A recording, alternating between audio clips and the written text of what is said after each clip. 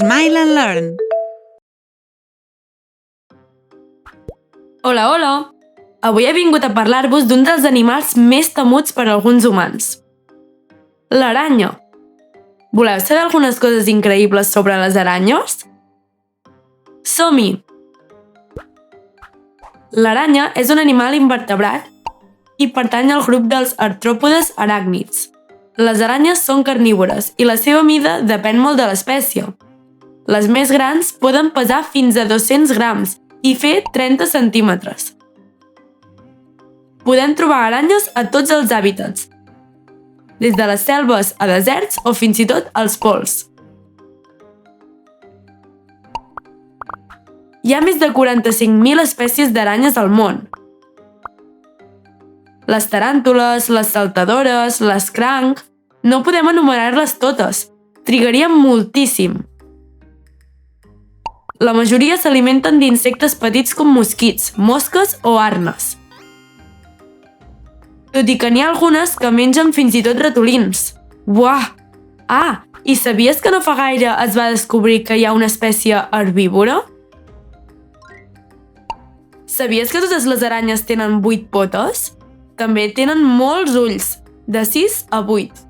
Algunes espècies veuen només un parell de colors i d'altres tenen fins i tot visió ultraviolada. El cos de la majoria de les aranyes està cobert de pèl. En alguns casos, els serveixen com a mecanisme de defensa dels seus depredadors més comuns, com els ratpenats o les sargantanes. A més, els pèls dels extrems de les potes els ajuden a agafar-se a la superfície. Per això poden caminar per les parets i fins i tot pel sostre. Et sona això? És una taranyina. Gràcies a les seves glàndules productores de seda, les aranyes poden crear aquestes xarxes que els serveixen per caçar les preses. Semblen fils molt febles, però són molt resistents. Hi ha qui diu que una taranyina del gruix d'un llapis podria parar un avió en ple vol. Uau! Sabies que les aranyes tenen la sang blava? Ho has sentit bé, blava! Als humans i altres animals, l'oxigen s'associa a una molècula que conté ferro i dona el color vermell a la nostra sang. Tot i això, en el cas de les aranyes, la molècula té coure i fa que la seva sang sigui blavosa. Que curiós! Com et deia abans, podem trobar aranyes arreu del món. Tot i que el més comú és que visquin en espais naturals com les selves, deserts o boscos. Però també podràs veure-les a les ciutats. Oi que gairebé sempre que veus una aranya està sola?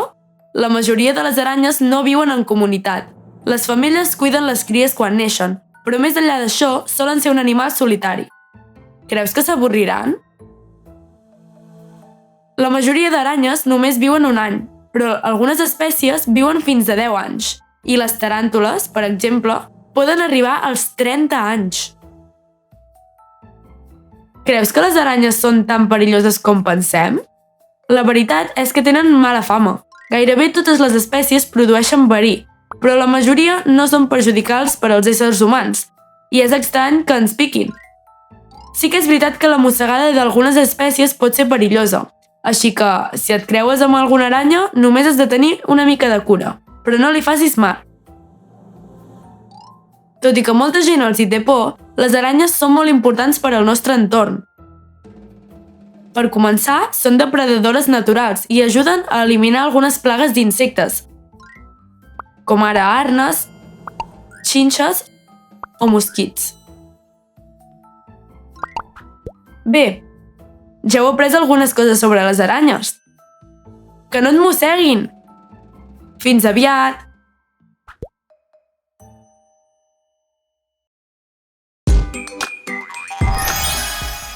Sabies que a l'aplicació educativa de Smile and Learn podràs trobar centenars de jocs i vídeos tan divertits com aquest? Descarrega l'app de Smile and Learn al teu mòbil, tablet o ordinador i seguiràs aprenent mentre et diverteixes.